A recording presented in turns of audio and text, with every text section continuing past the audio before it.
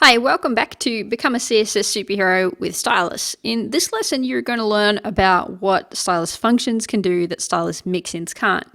And it's important to understand this distinction because when you're actually creating a function or a mixin, they look pretty much the same. If I was to write a mixin, it would look like this.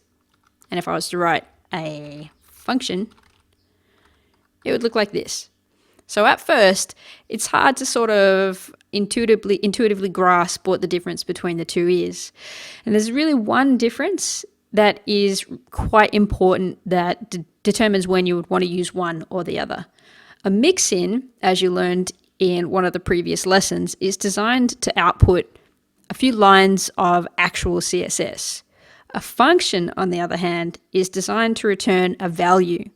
And then you use that value within your CSS code. Now let me show you an example of what I'm talking about. Now say I wanted to add together two numbers to create a new border with a certain width. With a mixin, I could do something like this. Add border value 1, value 2, and then I would need to write the actual CSS line that I want to have output with both the property and the resulting value. So if I wanted to add these two numbers together, I would have to say value 1 plus value 2. And then I might put a pixel unit on the end. Now, if I want to see that come out in my CSS, I would do something like a class name, mixin output, and then I would call that mixin, passing some arguments. Now this should give me border width of 10 plus 5. So what we should see come up in our CSS is mixin output with border width 15. All right, so that's what we have.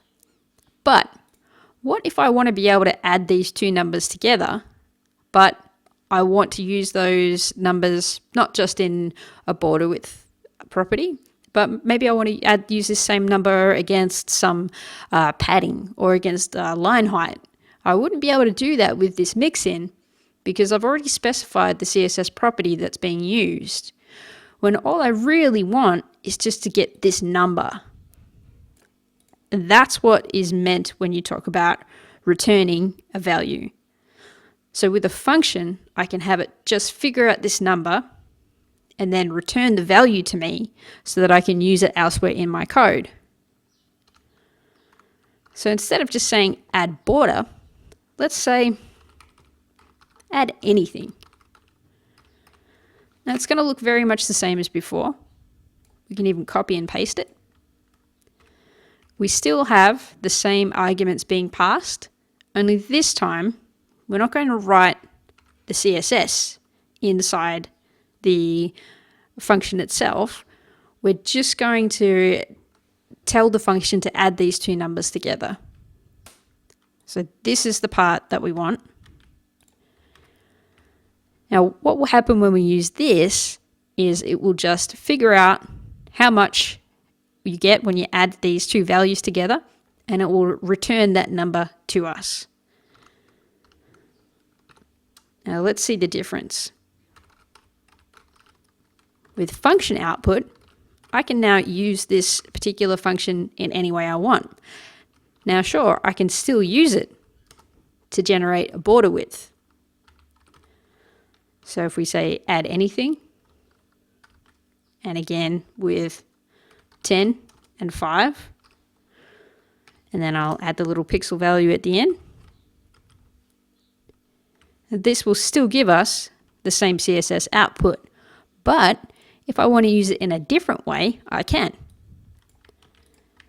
So instead, maybe I want to use it to figure out how much padding I need to have. And we'll just give it some different values.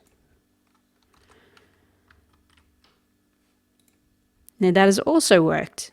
Or maybe I want to set some line height. Give it some more new values.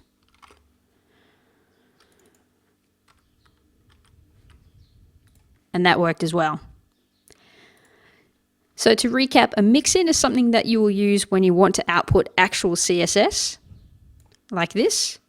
And a function is something that you use when you want to perform some type of calculation, some type of adjustment to the information that you're passing into the function. And then you just want to get a value out that you can place anywhere you like in your CSS. In the next lesson, you're going to learn how to write your own functions. And we're going to start with something you've already become familiar with, and that is the pixel to rem converter. Where we used it where we created it as a variable before, now we're going to generate that same functionality, but we're going to do it via a function. And we're going to set this function up so that we can have a pixel converter, not just to rems, we can have it also to generate M values if we choose. I'll see you in the next lesson.